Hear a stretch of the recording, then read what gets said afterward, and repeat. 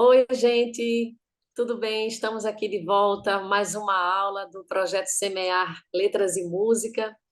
E hoje a gente vai conversar com uma pessoa muito legal, que entende muito de música, que gosta de música, que canta. O nome dele é Amilcar Almeida Bezerra. Ele é pesquisador nas áreas de comunicação, de música e cultura, professor da Universidade Federal de Pernambuco.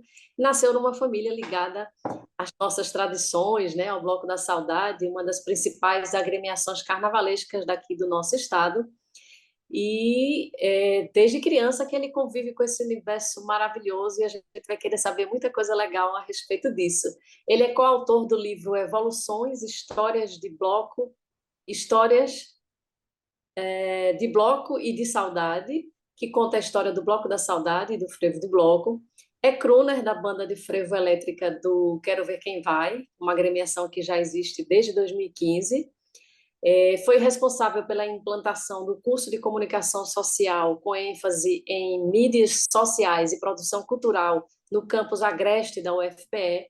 Coordenou o curso também, né, durante um tempo, foi membro da equipe de pesquisa e coautor do dossiê Instrução Técnica da Solicitação de Registro das Matrizes Tradicionais do Forró como Patrimônio Cultural Brasileiro. E também foi membro do Conselho Consultivo para a candidatura do Recife ao título de Cidade Criativa na área de música, concedido pela Unesco em 2021, e realiza também pesquisas para filmes, documentários sobre música popular, e atualmente é coordenador do programa de pós-graduação em música da Universidade Federal de Pernambuco, que eu sei que muitos de vocês estão querendo chegar lá e vão chegar, com muito empenho, com estudo, com dedicação. Não é isso, Amilcar? Seja muito bem-vindo, Amilcar, à nossa aula. E eu começo perguntando a você, você se apresenta e já vou te perguntando. Você nasceu numa família tradicional do frevo, né, ligada à música com os fundadores do Bloco da Saudade, sua mãe, inclusive, é presidente do Bloco, Isabel Bezerra, e eu quero saber em que medida conviver com a cultura pernambucana tão de perto impactou sua vida. É, Alessandra, primeiro eu queria agradecer o convite, né? Eu não vou dizer mais nada sobre mim, não. Acho que você já disse, enfim, o suficiente.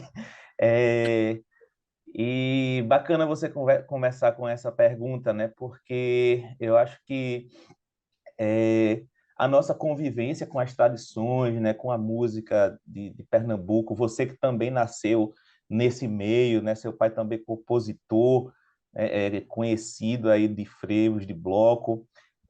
Isso influencia muito a vida da gente, né? Eu acho que a gente vai criando uma intimidade com esse tipo de música, a gente vai criando um carinho por essas formas de cultura popular que, que passam a fazer parte da nossa vida. Eu acho que foi, inclusive, a partir dessa convivência com o frevo de bloco, com o Bloco da Saudade, desde a minha infância, que eu decidi ser um pesquisador também da área de música popular, né? Hoje, muito do que eu faço, né, na verdade, é consequência dessa minha experiência, né, de vida com a música popular e, enfim, das curiosidades que ao longo da vida eu fui despertando para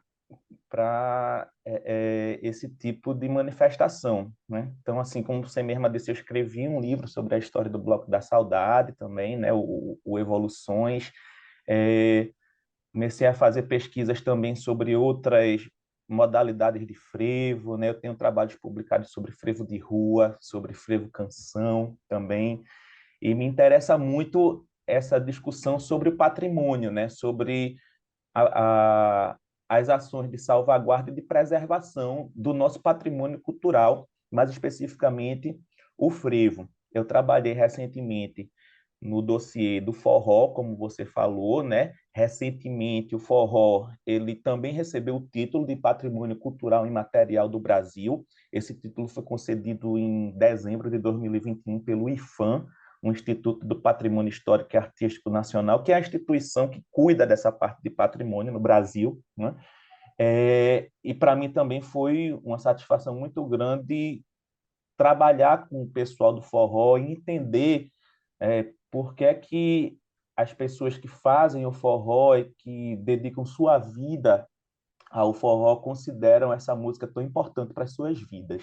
Eu acho que é um pouco isso, assim, a música, ela é uma parte importante de nossas vidas, né? Acho que para todo mundo. É difícil você encontrar uma pessoa que não goste de música, né? E quando você tem essa convivência mais íntima com a música desde criança, eu acho que essa ligação afetiva fica ainda mais forte. Que bacana, certamente. Comigo também acontece bem parecido. Inclusive, a minha próxima pergunta é exatamente sobre essa questão do seu interesse pela área da pesquisa, né? Quando foi que você percebeu assim, é isso que eu quero fazer da minha vida? Eu quero pesquisar, eu quero compreender esse universo, eu quero me aprofundar nisso aqui. Essa é uma pergunta interessante, Alessandra, porque eu acho que eu sempre tive essa curiosidade, né? Claro que, assim, quando você é criança, você ainda não imagina, né? Se, eu vou ser um pesquisador, mas você tem curiosidade por saber, né? Conhecer um pouco mais sobre aquela música que você escuta, né? Conhecer um pouco mais sobre as pessoas que fizeram aquela música, né? Sobre os instrumentos, né? Sobre as gravações. E eu acho que é dessa curiosidade que surge a vontade, né? De você se tornar alguém que traga isso para a sua vida profissional. Então, quando eu entrei na universidade, eu, eu escolhi o curso de jornalismo, né? Comunicação social. E eu pretendia me tornar um jornalista, mas um jornalista que trabalhasse com a área de cultura. E com o tempo, eu fui percebendo que dentro dessa área de cultura, de fato, aquilo que mais mexia comigo era a música, né? E dentro dessa parte de música, tudo que era ligado à memória, a patrimônio, às tradições, né? Tudo aquilo, de alguma forma, me interessava. E aí foram surgindo as oportunidades dentro da universidade de eu desenvolver projetos de pesquisa voltados para isso, e eu acabei encaminhando toda a minha carreira por esse caminho, né, da pesquisa em música popular. Uma coisa que me chama muita atenção nesse campo é o seguinte: a música é, ela é uma arte, né, como toda arte, a música ela é dinâmica, né? Então, por mais que a gente é, fale tanto em preservar a tradição, né, ou as formas históricas e tradicionais da música, ela está sempre em transformação. E a transformação ela não deve ser vista como algo negativo, nem para a música, nem para nenhuma outra arte, né? Inclusive, é importante que a música se transforme com o tempo para que ela se mantenha viva, porque a cultura ela também se transforma, a sociedade também se transforma, né? As pessoas vão mudando os seus hábitos, seus costumes, é importante que a música também acompanhe esse processo. Então, é dentro desse campo de pesquisa da música, me interessa esse debate entre a preservação da música e a transformação da música com a modernidade, né? A incorporação das novidades, né? E no frevo a gente vê muito isso, né? A gente vê muito como o frevo, as pessoas do frevo debatem muito sobre isso, né? O que é que a gente vai preservar do frevo? A gente vai manter o frevo como ele sempre foi, ou a gente vai aceitar que o frevo se transforme, né, que incorpore, sei lá, a guitarra elétrica, que incorpore a música eletrônica, e fazendo isso ele deixa de ser frevo, ou não, ele continua sendo um frevo diferente. Isso aí é um debate que eu acho muito bacana e eu procuro me inserir nesse debate, né, para discutir esses caminhos da modernização do frevo. Muito interessante isso, porque existe também muito preconceito, né? E aí a gente não pode ter preconceito quando se fala de música, mas também, por outro lado, existe um empobrecimento que é visível, né, dos conteúdos de muitas músicas que são produzidas, tanto aqui quanto lá fora, né? Como é que você vê essa questão da qualidade dos conteúdos das músicas que chegam na grande população, principalmente para os jovens? Alessandra, eu acho que isso é uma questão de divulgação mais, né? Eu acho que é, tem certos tipos de música que elas se disseminam mais facilmente por entre a população. né? Certos gêneros musicais mais comerciais, que são, de fato, formatados já pensando em ter um sucesso de público, em ter em ser revertido um lucro diante daquilo, né, de um público de massa. E você tem artistas que vêm produzindo músicas com outras propostas, né, com propostas diferentes desses formatos mais comerciais, mas que não são divulgados, né? Eles não têm como fazer com que o seu trabalho chegue à maioria das pessoas.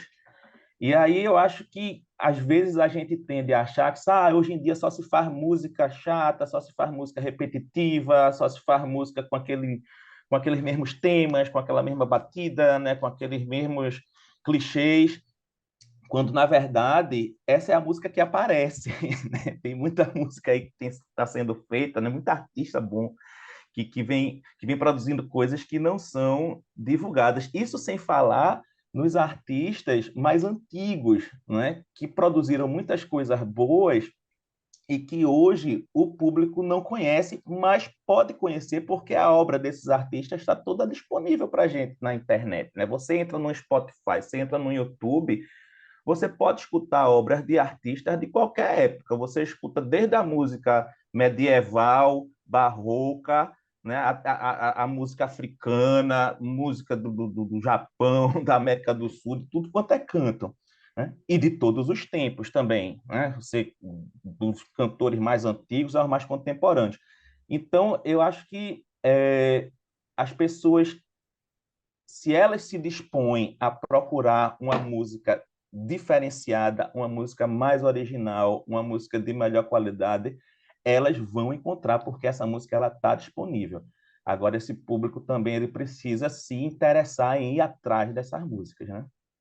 É verdade, porque com essas facilidades todas que a internet traz, né, as redes sociais, também tem isso. A pessoa às vezes se acomoda muito a só receber, né, e não Exato.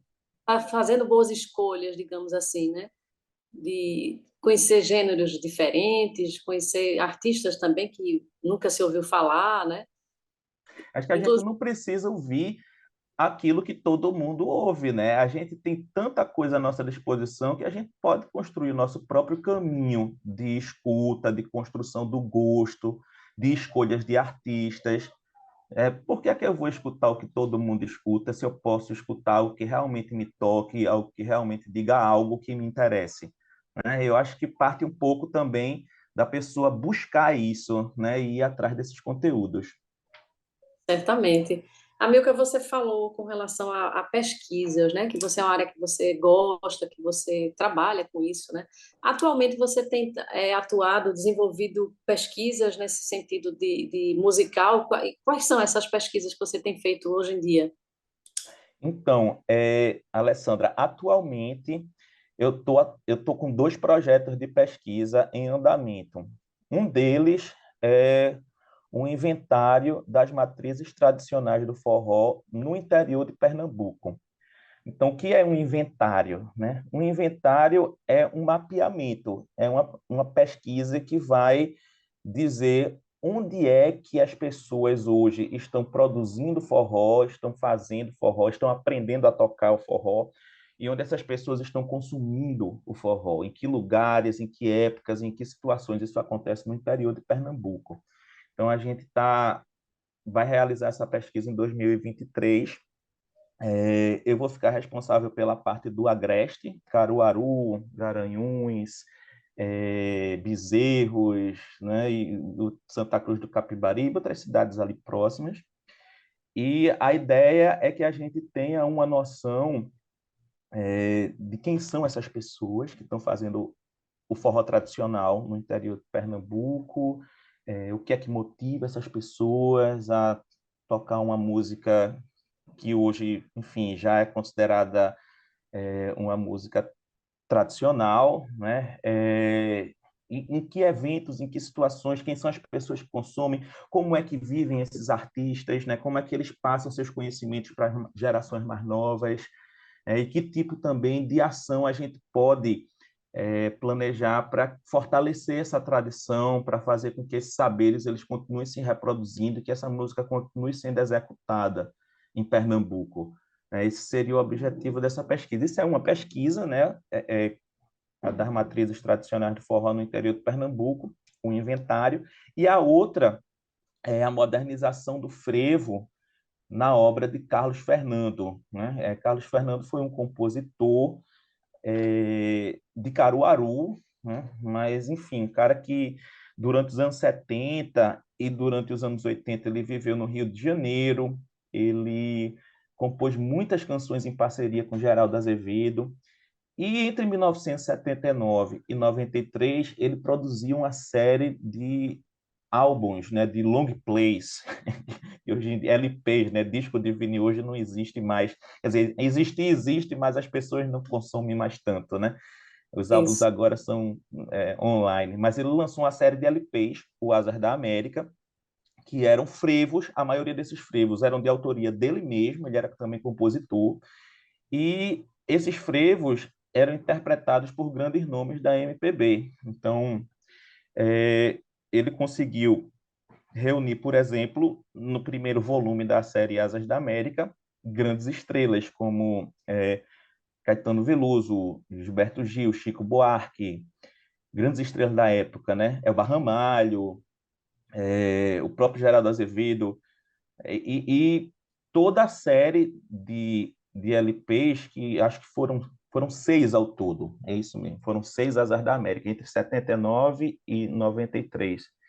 E ele sempre manteve essa proposta, né? E a ideia era divulgar o frevo para fora de Pernambuco, ou seja, se a gente traz cantores nacionalmente conhecidos para interpretar o frevo, então essas músicas vão ficar conhecidas porque vão fazer parte do repertório desses artistas. A ideia do Sim, Carlos Fernando era essa. E também ele queria muito que o frevo fosse tocado fora do período carnavalesco, né? E a gente só costuma ouvir frevo durante o carnaval mais, né? E sim. o Carlos Fernando queria mudar isso, né? Queria transformar o frevo numa música para ser ouvido o ano inteiro. E essa também era a proposta do Azar da América. Ele trazia também inovações nos arranjos, né? Você não tinha as orquestras de metais, né, de instrumentos de sopro nos discos do Asas da América, né? Ele colocava baixo elétrico, colocava guitarra. Aqui e ali você tinha um arranjo com sopro, mas não era a tônica da série, né? Aqui e ali isso aparecia como uma exceção. Mas a ideia era realmente fazer um produto mais comercial, mais acessível à população do Brasil inteiro e que pudesse também ser consumida fora do período carnavalesco. E ele mudava as letras também, ele não falava só de coisas do carnaval, né? Ele falava de outros assuntos, né? Ele falava de histórias de amor, ele falava tem uma que ele faz linda, que é para uma filha dele que ia nascer, então ele fez um frevo de bloco, tudo bonitinho, mas com uma letra que não queria fazer uma alusão direta ao carnaval, né? E sim a coisas da nossa vida cotidiana, exatamente para ver se tirava o frevo dessa pecha de ser só uma coisa de carnaval. E aí eu estou estudando essas estratégias dele, né? Como é que ele tentou fazer o frevo sair disso, né? E em que medida ele foi bem sucedido nessa empreitada dele. Que maravilha, né? Isso é o amor à música nossa, né?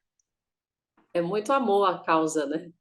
Sim, Porque pensar dessa forma maior, né? De fora de um tempo determinado, de um tempo único, né? Limitado, ele queria dar essa expansão à música como parte da música popular brasileira, né? Muito bom essa sua temática da pesquisa, né? Muito interessante. é porque com o samba acontecia a mesma coisa no passado, né? O samba, ele era um gênero musical carnavalesco. Os cariocas só escutavam samba no carnaval, né? E aí, com o tempo, né, foram se criando modalidades de samba para serem escutadas ao longo do ano, né? Inclusive, surgiu um termo lá pelos anos 30, os anos 40, samba de meio de ano. Eram os sambas que tocavam em rádio e que eram lançados, mas que não tinham necessariamente uma temática voltada para o carnaval, né? E hoje o samba é um gênero musical escutado no Brasil inteiro, em qualquer época do ano, né? Não existe uma época específica para a gente ouvir samba, né? O forró, ele já foi também um gênero muito mais voltado para a época junina. Hoje em dia, você escuta forró o ano inteiro, né? O forró está perdendo também essa característica de ser um gênero musical sazonal. E a ideia do Carlos Fernando era isso, fazer a mesma coisa com o frevo, né? Porque aqui o forró já é tocado o ano todo, o samba o ano todo, porque aqui o frevo só no carnaval? Né? Por que não mudar isso? Por que não fazer do frevo um gênero para a gente escutar o ano todo? E aí eu tô pesquisando essa empreitada dele, né? Do Carlos Sim. Fernando. Foi inspirado nessa sua pesquisa que você montou a banda que você tem que canta também, ou não tem nada a ver uma coisa com a outra? Ou vocês também fazem esse tipo de repertório mais geral do frevo para o ano todo também? Tem tudo a ver, Alessandra. Foi, na verdade, uma coisa acontecendo junto com a outra, né? Sim. A banda de frevo elétrica do Quero Ver Quem Vai, ela surge em 2015.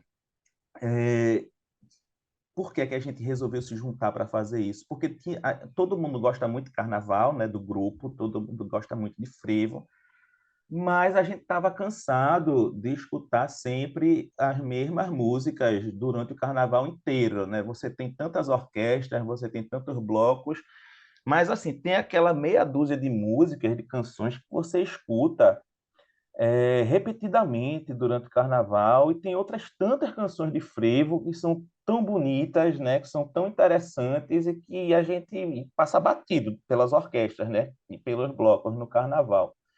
E aí a gente resolveu fazer o seguinte, olha, vamos se reunir na terça-feira de carnaval, que a gente vai tocar todos os frevos que a gente queria ter escutado no carnaval, mas que não escutou, que passou batido. Então a gente não toca nenhum desses frevos que são mais conhecidos, né? A gente só toca frevos que a gente gostaria de ter ouvido. Que massa! Aí tem, tem muita coisa do Asas da América, né? Muita coisa. Realmente é um fenômeno inexplicável isso, né? De Carlos Fernando ter feito tantos frevos bacanas e esses frevos não serem conhecidos aqui em Pernambuco, né? Pouca gente toca esses frevos aqui no Carnaval. Então a gente toca muita coisa de Carlos Fernando, a gente toca de outros compositores daqui também, né? Alguns até mais antigos, tem outra de Capiba, Luiz Bandeira, tem Cláudio Almeida, Nuca, né? E tem também alguns frevos que a gente traz, e aí também inspirado nessa proposta do Asas da América, frevos de compositores de fora de Pernambuco, né? Alguns baianos, alguns cariocas. Então a gente coloca no repertório frevos de Caetano Veloso, coloca no repertório frevos de Moraes Moreira, né? Moraes tem várias canções que a gente toca de Moraes Moreira, né? Que é outro baiano fantástico. Tem frevo de Chico Buarque que a gente coloca, tem frevo de Ednardo, de Tom Zé, sabe? A gente saiu catando os frevos desse povo tudinho para colocar dentro do repertório da banda. E o povo tem gostado, assim, a gente tem feito as brincadeiras muito animadas com esse repertório aí. Que coisa tão boa! Todos nós saímos ganhando com isso, né? A Milka vai cair agora a sala pelo tempo. Você tem mais quanto tempo que a gente possa dar continuidade? Olha, quanto tempo você precisar, a gente pode falar por mais meia hora, você é que sabe. Pronto, porque eu já estou recebendo uma mensagem aqui. A gente entrou 14h30, né? Eu acho que é essa mensagem que eu estou recebendo, que vai cair. Mas vamos em frente. Se cair, a gente retorna, A certo? gente retorna, certo? Pronto. É, Então, Amilca, muito bom, né? Saber que você está com essa proposta aí e que todos nós, na verdade, é que ganhamos, né? Com esse repertório desconhecido, que são as músicas novas também, novas porque não conhecemos, né? Para aprender também a cantar e conhecer esse trabalho de tanta gente. Eu nem sabia que Tom Zé, por exemplo, tinha frevo. Estou sabendo agora. Aliás, Tom Zé é uma pessoa que tem uma capacidade assim de compor, ele faz de tudo, né? É muito bom compositor. Gosto É muito do trabalho. incrível. E aí, vamos dar continuidade aqui, que eu fiz um roteiro, mas eu não gosto de seguir o roteiro, porque a gente vai entrando assim, é tão bom conversar, né? E as sim. histórias vão surgindo e a gente acaba tendo que adaptar realmente, né? É, com relação ao título que Recife recebeu, né, de cidade criativa na área de música. Eu achei isso muito interessante, né, pela Unesco no ano de 2021. Então eu estou querendo saber quais foram esses critérios avaliados e como é que foi o seu trabalho como membro do Conselho Consultivo para chegar a esse título. Essa foi a iniciativa da Secretaria de Cultura da cidade do Recife, né, Alessandro? Então, o que foi que eles fizeram, né? Surgiu a oportunidade de apresentar essa candidatura à Unesco. O Brasil só tinha até então uma cidade contemplada com esse título de cidade criativa na área de música, que era a cidade de Salvador. E aí, a Prefeitura do Recife resolveu mobilizar um grupo, né, para montar um pequeno dossiê, né, e encaminhar para a Unesco com os argumentos, né, dizendo por que é que o Recife merecia esse título de Cidade da Música. Então, foi criado um grupo, que era esse Conselho Consultivo, com vários representantes, né, do universo da música aqui no Recife. Eu fui chamado para representar a universidade, a UFPE, mas assim, tinha Tereza Scioli representando o pessoal do forró, tinha Canibal, Lucas dos Prazeres, né, pessoas dos mais diversos segmentos musicais, tá, para exatamente construir esse documento, né, ajudar a construir esse documento que foi encaminhado para a Unesco com defendendo a, a pertinência, né, a necessidade do Recife ter esse título, né, de cidade criativa na área de música. Aí foram feitas várias reuniões, né, nas quais a gente ia discutindo, né, quais são os principais atributos do Recife enquanto cidade musical, né, as principais manifestações, né, as principais. Recife já mereceria esse título há muito tempo, na verdade, né? Isso aí foi uma conclusão que a gente chegou ao longo da reunião. Eu disse, minha gente, por que é que a gente está ainda discutindo isso? Vamos encaminhar logo esse negócio, porque esse título Recife já era para ter há um bocado de tempo. Porque Recife é um caldeirão musical, né? Você tem, além do frevo, que é um gênero musical tipicamente urbano, recifense, né? Você tem uma infinidade de manifestações da música afro-brasileira, né? De expressões que transitam entre a arte e a religião. Você tem o maracatu, você tem o afoxé, você tem uma cena de jazz hoje no Recife, né? Você tem uma cena do som pesado, do heavy metal, do rock, né? Recife é uma cidade muito diversa do ponto de vista da música e é uma cidade que gera muitas misturas interessantes também, né? Como foi o caso do Mangue Beat nos anos 90, né? O que é que foi o Mangue Beat? O Mangue Beat é uma mistura dos gêneros tradicionais, dos gêneros musicais mais tradicionais da cidade, né? Misturado com hip hop, misturado com hardcore, né? Enfim, e acho que é um pouco isso também, né? Que credencia Recife a ser uma cidade criativa na área de música, né? É uma cidade que recebe muitas influências, mas que também é capaz de processar essas influências, né? Misturar essas músicas e propor algo novo a partir disso, né? Então, Recife é uma cidade onde surgem novidades musicais.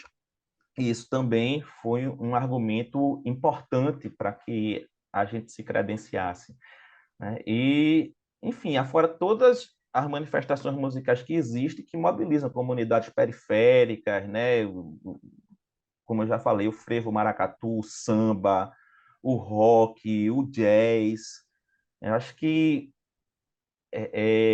Recife tá muito associada à música popular e acho que esse título veio em bom tempo, né? Assim, já era para a gente ter tido essa oportunidade, e quando essa oportunidade surgiu, a gente agarrou, e hoje a gente é a cidade criativa na área de música, o que é muito importante, porque credencia a cidade a sediar eventos nacionais, internacionais, conseguir apoios, né, de instituições privadas, públicas, para realizar eventos aqui na área de música, né? É um selo, né, importante, porque dá visibilidade a Recife como um palco de uma cena musical interessante, né, e facilita a gente captar recursos para fazer esses eventos. Que coisa tão boa, né? Ver esse reconhecimento das nossas tradições, né? Da nossa produção. E eu gostaria de saber de você como é que você vê o reconhecimento desse lugar que a música tem no nosso estado por parte dos governantes, por exemplo. Como é que você vê isso? A gente tem hoje, né, um mecanismo de incentivo à cultura que é do governo do estado, que é muito importante, né, que é o Funcultura, Fundo de Incentivo à Cultura do Estado de Pernambuco. Muitos projetos interessantes foram desenvolvidos em Pernambuco nos últimos anos com financiamento do Funcultura, né? Mas acho que ainda é pouco, né? Acho que ainda é pouco do ponto de vista do potencial que a gente tem, né, de desenvolver projetos interessantes nessa área. Não sei, sinceramente, se seria o caso de aumentar a verba para a Funcultura, ou seria o caso de criar outros editais. A gente tem também a Lei Aldir Blanc, né, que vem financiando projetos na área de cultura nos últimos anos de forma bastante presente, mas eu acho que talvez falte uma mentalidade mais, digamos assim, mais empreendedora dos nossos empresários mesmo, né? De pessoas da iniciativa privada. Eu acho importante isso de você financiar os projetos, né? Você entrega o dinheiro para o artista e o artista vai lá junto com o produtor e grava um disco, faz uma turnê, ou faz um show, enfim, isso é interessante. Mas eu acho que o Estado poderia também atuar no sentido de criar condições para que empresários, né, para que investimentos da iniciativa privada eles consigam enxergar na música uma oportunidade. Eu acho que é isso, né? Seja sob forma de subsídio ou de renúncia fiscal, quer dizer, o empresário que resolve investir na música, ele tem um abatimento nos impostos, ele tem um certo benefício, né? Porque isso eu acho que poderia ser muito interessante, né? Porque desburocratiza, você não precisa lidar com aquela papelada toda de fucultura, né? De projeto cultural financiado pelo Estado, que a gente sabe que é uma dor de cabeça danada, né? O artista fica doidinho, o artista não sabe fazer conta direito, fica lá, se atrapalha na prestação de conta, nos recibos, não sei o que, é uma confusão. Você tem que contratar um produtor, tem que contratar um contador, um inferno aquele Isso. negócio. Se você desburocratizar isso, né? Se você facilitar a vida das pessoas que querem investir na cultura, eu acho que pode ser uma saída interessante também, porque aí você pulveriza os investimentos, né? Você desburocratiza e faz com que essas coisas comecem a pipocar aqui e ali, né? Em lugares que muitas vezes você nem esperava que surgisse alguma coisa, né? Mas se você facilita, se você cria um terreno que seja mais fértil para isso, aí eu acho que as coisas podem começar a acontecer com mais frequência. Muito bom você falar nisso também, porque a gente percebeu agora durante a pandemia, por exemplo, né? Uma explosão, digamos, de projetos muito interessantes quando a gente lê os projetos aprovados pela Lei Aldir Blanc, por exemplo, né? A criatividade das pessoas, né? Você vê que a arte está realmente no sangue do pernambucano, assim, pulsando bravamente, né? E, quer dizer, o que falta realmente são oportunidades para que esses projetos, de fato, eles aconteçam, né?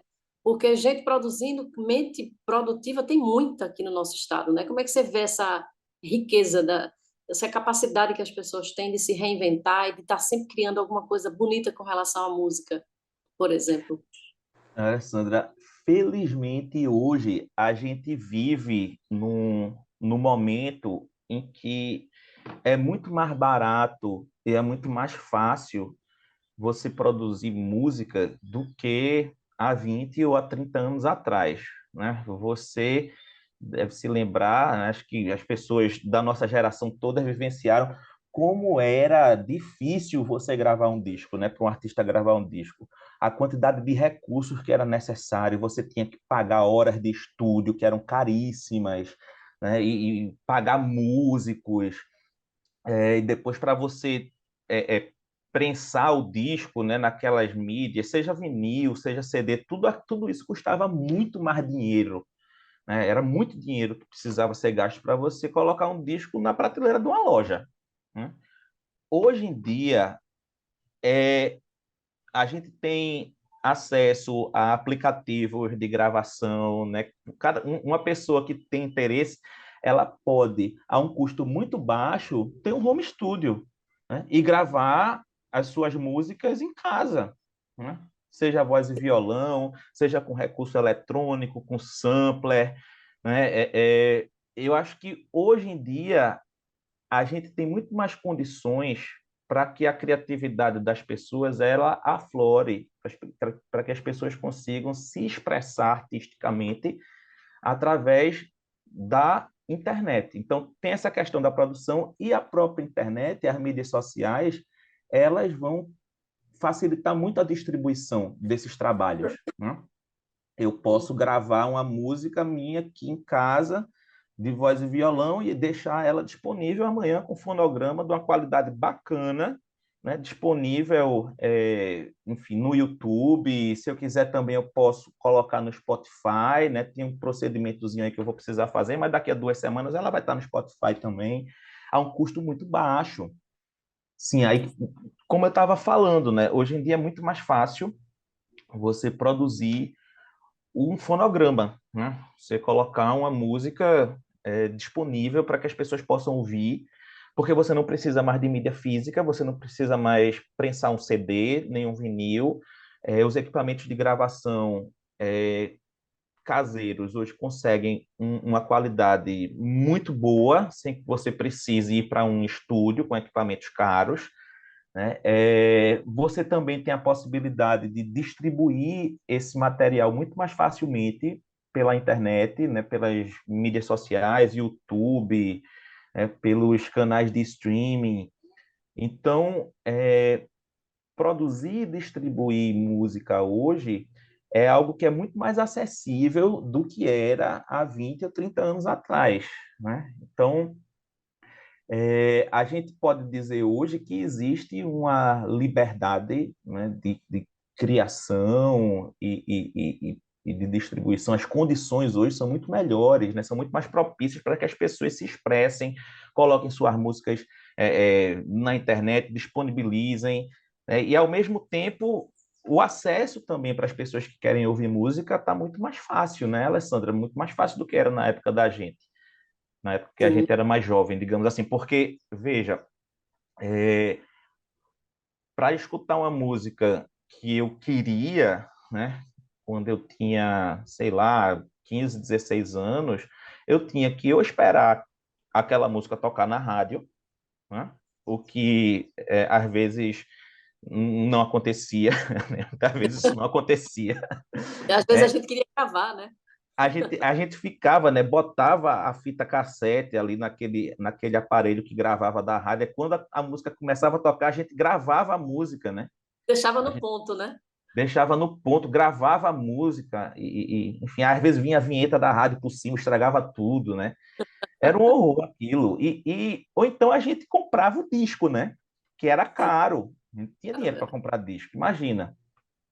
Então, e também tinha isso, né? Às vezes a música que você queria escutar, né? O disco que você queria comprar não tinha na loja tinha na sua cidade, ou perto da sua casa, às vezes era um artista estrangeiro. E aí, como é que você ia fazer, né, para escutar? Você não escutava, né? Era a coisa mais difícil.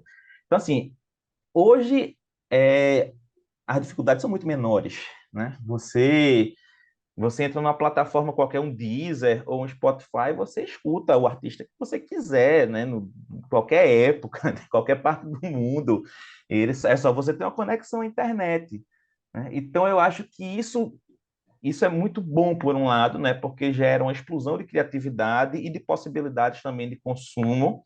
A gente volta para aquela conversa que a gente vinha tendo no início, né? Aqui da aula, né? Você só escuta o que todo mundo está escutando se você quiser. Se você não quiser, se quiser escutar coisa diferente, você tem todo o universo aí à sua disposição, né? Hoje em dia. Na época, nossa, assim, há 20, 30 anos atrás, era muito mais difícil você ter essa atitude, né? Você ter essa postura. Então, é isso. Agora, tem um outro lado disso, né? Também, porque é tanta oferta, né? É tanta diversidade, é tanta coisa disponível para a gente escutar, que a gente fica meio perdido, né? A gente fica sem saber o que escolher, na verdade, diante Sim. de tanta oferta, diante de tanta quantidade, né? E E- aí, esse é o lado, digamos, o lado ruim da coisa, né? Da gente, agora a gente tem que, na verdade, buscar informações, a gente tem que procurar saber quem são os artistas e pesquisar bastante antes de ir atrás daquele artista que a gente quer, né? Para descobrir aquele artista que a gente quer, que a gente gosta. Muitas vezes isso dá um certo trabalho. Não é feita a rádio que já entregava para a gente aquilo e pronto, né? Você não tinha muita escolha. Agora a gente tem que ir atrás e isso demanda tempo, demanda trabalho para a gente se informar e fazer as escolhas certas. Isso, muito bom você falar sobre isso, Amilca, porque eu tenho filhos jovens, né, em casa, dois jovens, uma de 22 e um de 24 anos, e assim, são muito ligados à música também, e eu acho muito interessante a forma como eles pesquisam música. Principalmente o menino que tem mais tempo, ele pesquisa mesmo, ele vai fundo nas pesquisas dele, buscar coisas diferentes, até mesmo das mesmas músicas que ele gosta. Eu acho muito bonito isso. Então ele sempre está trazendo novidades para mim e diz, né, olha, mãe, vê que coisa interessante essa música, esse músico. Às vezes é só um instrumentista, não tá nem com uma banda, tá só com seu instrumento. Às vezes é só um violão ou um cavaquinho ou qualquer que seja um instrumento. E é importante a gente falar sobre isso para os jovens, né? Porque parte, eu acho muito do interesse realmente de cada um, né? De sair pesquisando que caminhos você quer encontrar, que universo é esse que você está mergulhando, né? Porque você pode se surpreender positivamente, né? Isso é que é massa na música, né? Porque a música traz muita coisa boa, né? O que é que você vê que pode trazer de tão significativo para a vida de uma pessoa a música? Então, isso que você falou é muito interessante, né, Alessandra? Porque acho que a gente já falou isso em algum momento da conversa, né? O que é novo para a gente? Né? O novo para a gente é aquilo que a gente não conhece. Tudo aquilo que a gente não conhece, quando aparece na nossa frente, a gente aparece como uma novidade, né? Isso. Não importa se é uma coisa antiga, não importa se é uma coisa mais recente, né? Acaba sendo novo para a gente. E eu acho que esse esse mercado das escolhas infinitas, né, que é a internet, né, a prateleira, a internet é uma prateleira infinita, né, É mesmo. faz com que tudo se apresente para a gente como novidade, né? Então, assim, uma pessoa jovem, ela ela pode escutar um artista, sei lá, dos anos 60, dos anos 70, né? E admirar aquele artista e curtir aquele som, né? E, enfim, se ela nunca escutou aquele artista antes, aquilo para ela vai ser uma novidade, né? Aquilo para ela vai ser uma Sim, grande novidade, né? E as estatísticas vêm mostrando, as estatísticas de consumo musical, elas vêm mostrando que a grande maioria das músicas escutadas nas plataformas digitais são músicas do século XX, né? Quer dizer, veja como é diferente hoje, né, a nossa relação com o consumo de música. Se Interessante. nos anos 90 se nos anos 90 até o começo dos anos 2000 a gente estava muito ligado nas novidades, no sentido de o que, é que a indústria fonográfica apresentava para a gente como novo, né? Os artistas que estavam na crista da onda sempre. E aquilo ali era o que tocava na rádio, aquilo era o que tocava na novela, aquilo era o que estava nas prateleiras das lojas, né? Porque era sempre essa coisa do novo, do novo, do novo, né?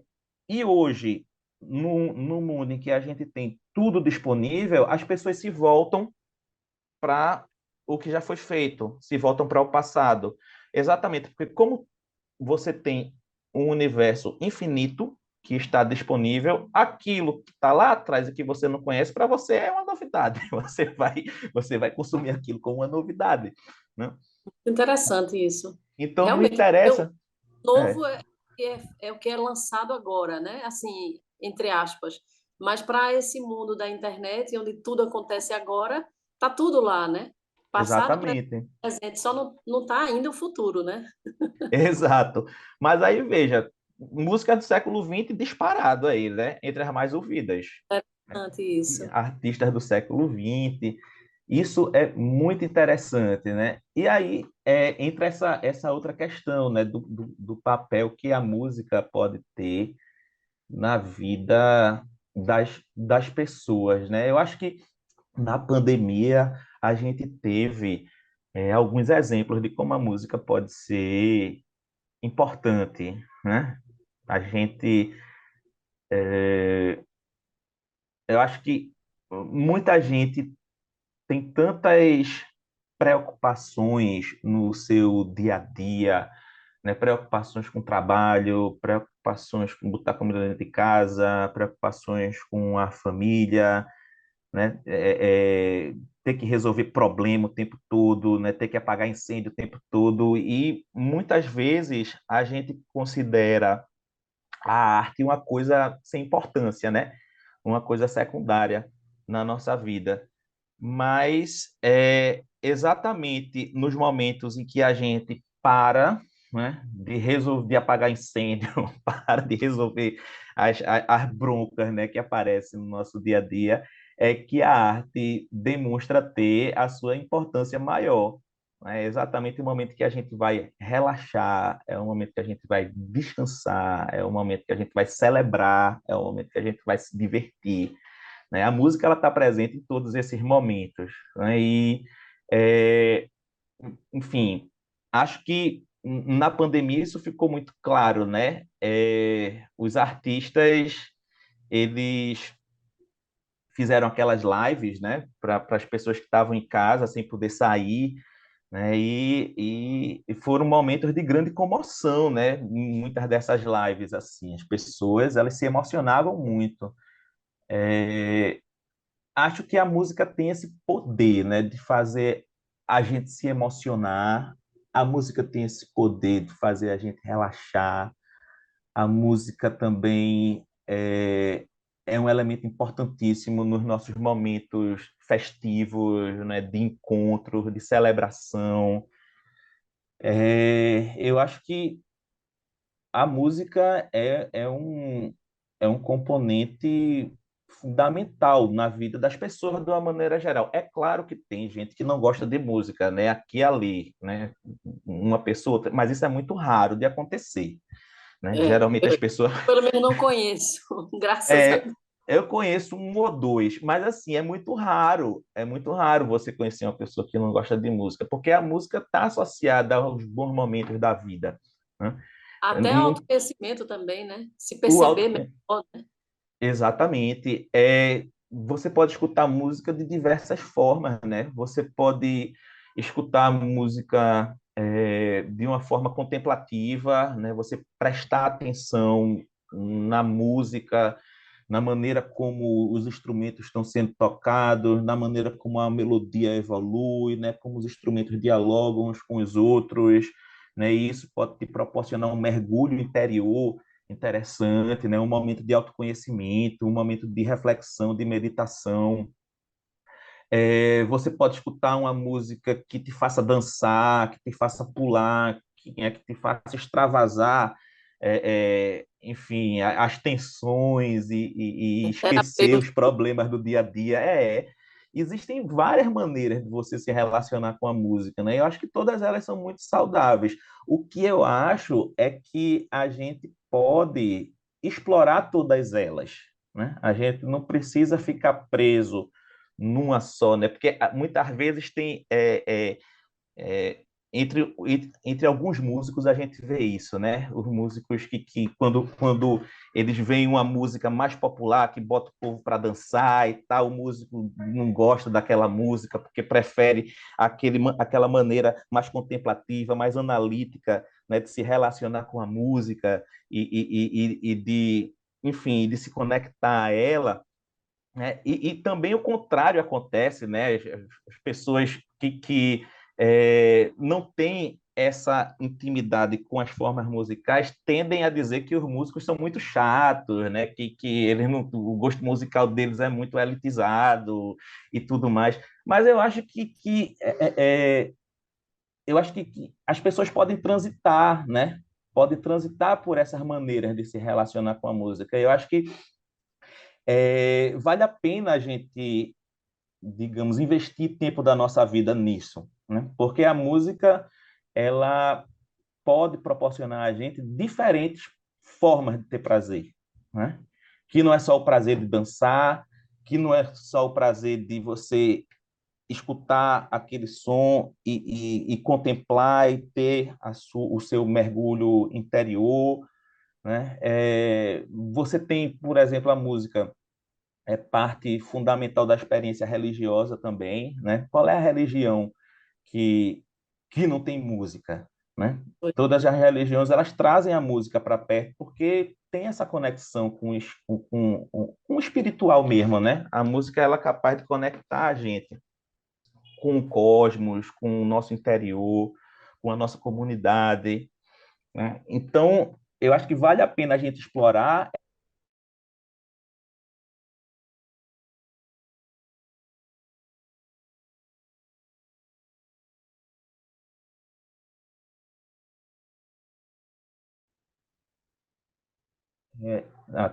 Tá passando aqui.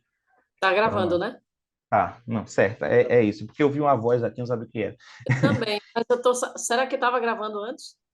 Eu acho que estava, porque ele avisou no começo. O que mudou agora foi o host, porque entrou uma pessoa, aí Ah, eu acho que sim, passou para Juarez, mas eu acho que estava gravando desde o começo, sim. sim.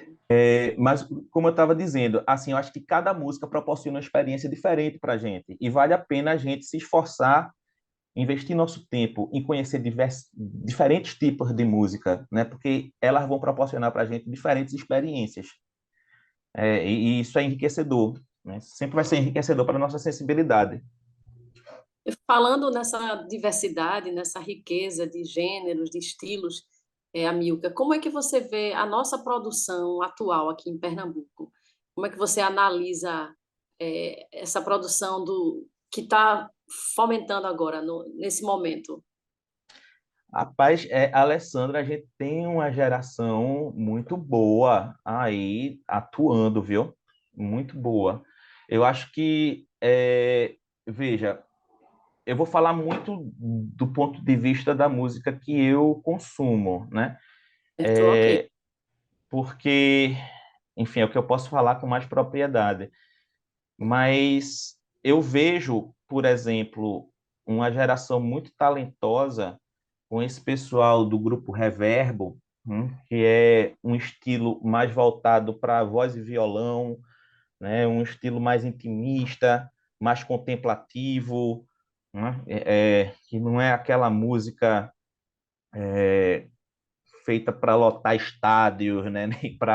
Nem para balançar multidões no galo da madrugada, mas é uma geração muito talentosa, né? Uma música muito interessante para ser contemplada, para ser curtida com atenção, inclusive do ponto de vista das letras, da poesia, né? A gente tem aí o Martins, né? Que está fazendo um sucesso nacional, já teve canções gravadas pela cantora Simone, pela Zélia Duncan, né? O Juliano Holanda, que é um cara também daqui de Pernambuco, que está tá produzindo, né, e está tocando com grandes artistas da MPB.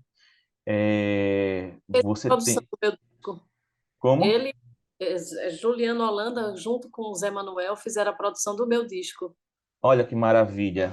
São Ah, talentosíssimos todos dois. e- Talentosíssimos. Você está muito bem acompanhada. Então, Mas assim, diga mais, mas você pode conhece bem a geração talentosíssima, né, dessa garotada aí. Tem intérpretes muito bons também. Tem a Gabi da Pele Preta, o pessoal de Caruaru, que está despontando aí também, né? O Almério, que é um grande intérprete, gravou recentemente um álbum com canções do Cazuza, e que tem coisas bem interessantes também, né? Um cara que tem uma performance de palco extraordinária, muito bom de palco é mesmo. muito bom de palco. Então, assim, é uma geração... Isso falando do ponto de vista do pessoal que faz a canção, né? Das músicas com letras. Com Agora, assim, você tem os caras da cena instrumental também, que estão arrebentando. Tem um pianista chamado Amaro Freitas, que se você for procurar ele, se você for no Spotify, é, fazer uma busca pelo nome dele, você vai ver que ele é hoje o instrumentista brasileiro mais escutado no mundo, né? Você Olha que coisa. compara ele com o Hermeto Pascoal, com outros caras aí que tem já muito tempo de estrada, e ele está sendo mais badalado do que esse pessoal todo, né? Tá saindo reportagens sobre ele em revistas dos Estados Unidos, da Inglaterra, da França, né? Um cara Pernambucano. daqui, pernambucano daqui, radicado aqui, né? Veja só como que coisa interessante. Antigamente, um músico que era daqui para fazer sucesso nacional, ele precisava ir para o Rio de Janeiro, precisava ir para São Paulo, ser contratado por uma gravadora que pudesse bancar o lançamento do disco dele, a distribuição e etc., a divulgação e tudo mais.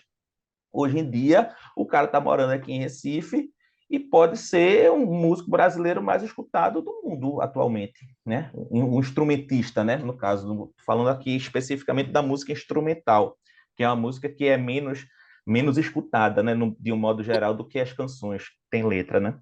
Aham.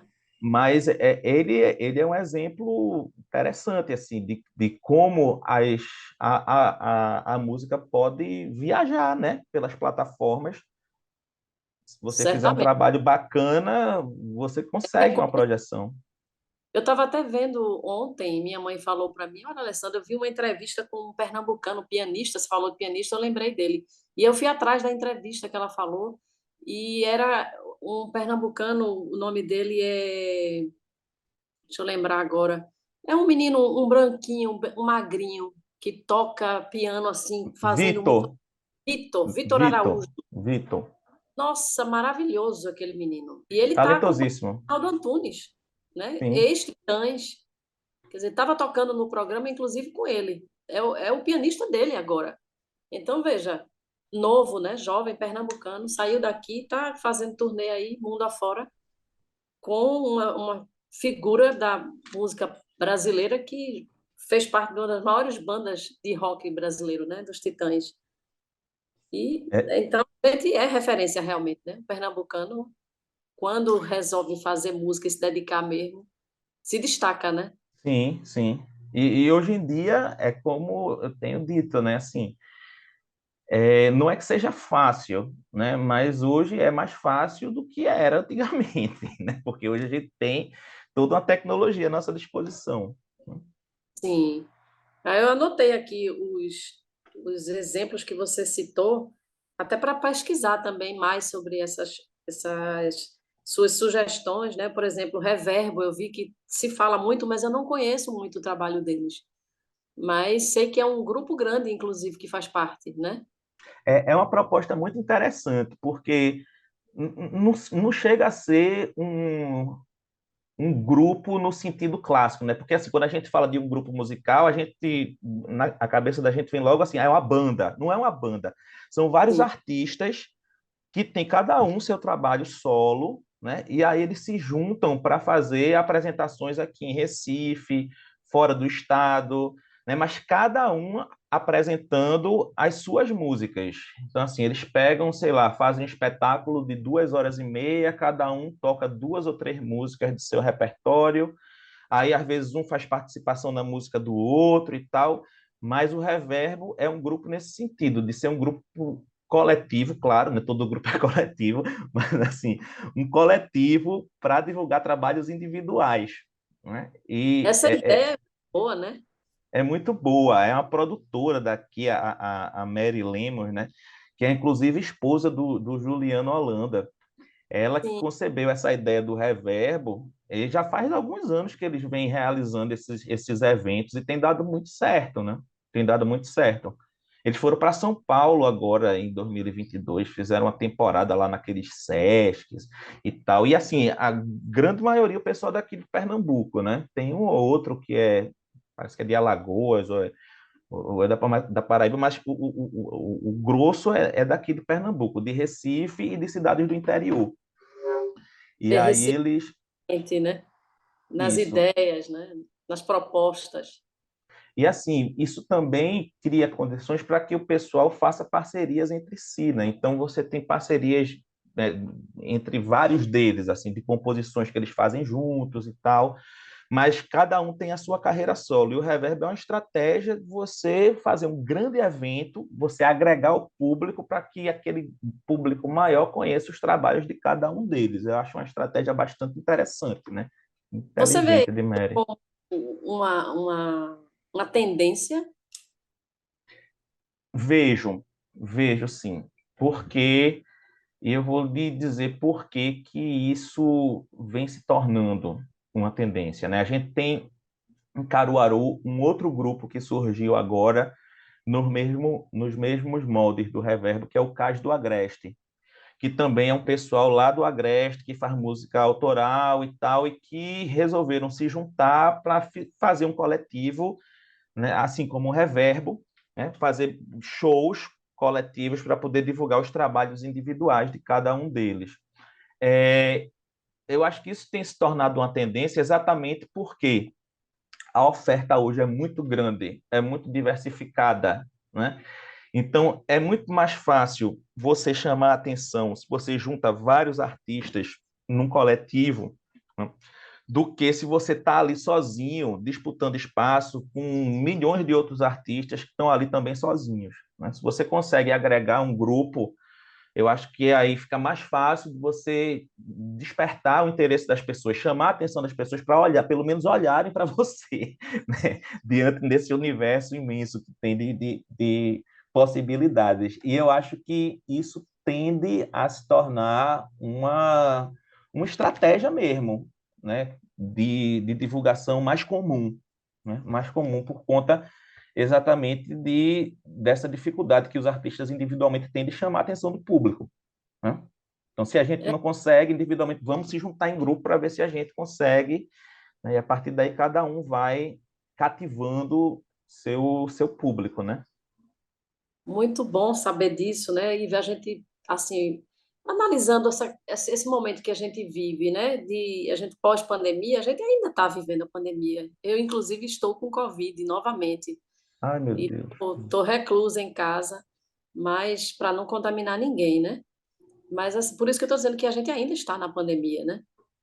Eu vejo assim que essa proposta, eu estou bem impactada com ela, porque parece que a gente agora realmente está começando a perceber a importância de compartilhar as coisas boas da vida, né? Os nossos saberes, inclusive, também, né? Os nossos dons, os nossos talentos. E essa proposta vindo por dentro da música, ela é um encantamento, porque ela abre muitas perspectivas, né? De amorosidade, de irmandade, de composição conjunta, né? De valorização do todo, de todos, e não um olhar específico para cada um, onde só um brilha. Todos brilham, todos aparecem, todos mostram o seu trabalho, e aqueles que se sintam à vontade fazem suas conexões, né? Muito bonito isso. Eu nunca tinha visto isso na história da música mundial. Assim, honestamente, eu nunca tinha visto isso. É que a gente Não sei tem se... É que a gente tem uma ideia desse mercado musical, como todo mercado, né? É uma ideia muito competitiva, né? Uma ideia muito, digamos assim, que é um querendo botar outro para baixo, passar na frente do outro, destruir o outro para poder conseguir algum espaço, né? E eu acho que a filosofia do reverbo vai no caminho contrário disso, né? Quer dizer, não é botando o outro para baixo, não é destruindo o outro, não é menosprezando o outro que eu vou conseguir conquistar o meu lugar, né? Na verdade, se eu não estou conseguindo, se meus colegas não estão conseguindo aquilo isoladamente, a gente pode conseguir se a gente se juntar, né? Se a gente se juntar e fazer um trabalho colaborativo, fazer um trabalho cooperativo em que todo mundo é igual, né? Que você não tem pessoas ali que são privilegiadas, você E não os tem cachês pessoas são ali. divididos, né? Exatamente, os cachês são divididos, tudo dividido. E aí acaba que eles, em conjunto, acabam conseguindo uma projeção que eles não conseguiriam individualmente, né? E eu acho que é por isso que a gente está aqui falando sobre ele, né? Inclusive, Isso, né? Eles exato. conseguiram isso, né? E eu acho que é, eu acho que as coisas no mercado musical elas tendem a acontecer mais dessa forma, assim, cada vez mais, né? De uma forma mais colaborativa, de uma forma mais coletiva, né, para que os trabalhos consigam alcançar seu público, né, seu público presumido. Eu acho que hoje tem muito mais facilidade, Alessandro, inclusive, do artista manter essa conexão com o público, essa conexão mais próxima com o público, né? As redes sociais, você pega os perfis de Instagram hoje dos artistas, né? O artista, ele se resolve com seu público ali. Ele não precisa mais de assessor de imprensa, ele não precisa mais de um produtor, né, para fazer essa mediação dele com o público. Ele está conversando o tempo todo com os fãs, ele está fazendo live de vez em quando, né, ele está, os fãs estão dizendo o que é que eles acharam sei lá, do último disco, da última música, né, ele está ali mostrando novas composições ao vivo para o pessoal. Essa relação do músico com os fãs ela está muito mais próxima também, né? E os músicos, pelo menos esse pessoal da nova geração, eles vêm lidando muito bem com isso, né? Vêm lidando muito bem com isso. Eu gosto de falar do Martins. Você pega o exemplo do Martins, né? O perfil do Instagram dele é movimentadíssimo, né? Ele faz lives com frequência, né? Ele toca covers do pessoal, ele apresenta músicas novas, né? Ele O não fica pessoal parado. não fica parado, é o tempo todinho nessa conexão junto com isso é interessante do ponto de vista de você cativar um público, né? Você manter uma rede social ativa e manter esse contato constante com as pessoas, que as pessoas querem isso também, né? Quem não quer ter contato com seu artista preferido, né? Tá ali, enfim, opinando, né, participando, assistindo frequentemente lives e apresentações e tal. Eu acho que isso é uma outra tendência que eu observo, sabe, nos artistas hoje em dia, é o uso dessas redes sociais para manter uma conexão mais próxima do público, né? Enfim, cativar esse público, né? Manter esse público fiel. Sim, sim. Agora já resta a gente. Eu lembrei agora do meu pai, porque tem uma idade, né, de alguns artistas que é um pouco mais difícil, porque não tem intimidade com as É, redes sociais, né? Mas para é, quem é jovem, né, como os alunos que estão nos ouvindo aqui, vale sim, a pena investir, né, e começar a se comunicar, falar a sua verdade, né, contar a sua história, né, sim, mostrar a cara e também é um termômetro bom, né? Eu acho que nada mais interessante do que você ouvir das pessoas que você conhece e daquelas que lhe seguem, porque às vezes nem é seu amigo, mas gosta do seu trabalho, né? Lhe segue, sim, então lhe sim. acompanha, né? Você ouvir o que é que essas pessoas acham do seu trabalho, como é que você está desenvolvendo o seu trabalho. É um termômetro bom, né? Para saber criar estratégias para melhorar, para atuar de forma cada vez melhor, né? Isso é uma outra coisa importante, né, Alessandra? A pessoa saber lidar com a crítica, né? Sim, Porque muita gente não gosta de ouvir uma crítica negativa, né? Mas é importante que a gente esteja atento a esse tipo de crítica, exatamente porque são essas críticas que fazem com que a gente melhore, né? Isso. O elogio não ajuda a gente a melhorar. O que ajuda É, a gente a melhorar é a crítica. é verdade. Bem lembrado, viu? Não é fácil não, mas é importante para a gente poder crescer, né? Sim, claro. Crescer, se tornar pessoas melhores, né? Sim. Amigo, que a gente já está chegando no finalzinho e eu queria que você falasse um pouco como é que está a questão da procura pelo ensino de música na faculdade, tanto pela graduação, eu sei que você está coordenando o mestrado, né? Quanto do mestrado, existe uma procura boa pela área musical, por esses cursos de música? É, eu não sou do curso de graduação de música, né, Alessandro? Eu sou só da Tá bom. pós-graduação. Então, assim, é, as informações que eu tenho são as informações de alguém de fora. Eu posso falar com mais propriedade da pós-graduação e do curso de comunicação social, do qual eu sou parte lá em Caruaru também, né? Eu Ah, também dou sim, aula lá em Caruaru. a aula na comunicação, É, né? No mas veja, na música, né? O curso de graduação de música tem umas especificidades que fazem com que a própria procura, eu acho que seja mais restrita, porque você precisa ter um certo domínio de teoria musical e você precisa também ter um certo domínio de uma técnica instrumental para prestar o vestibular para música, né?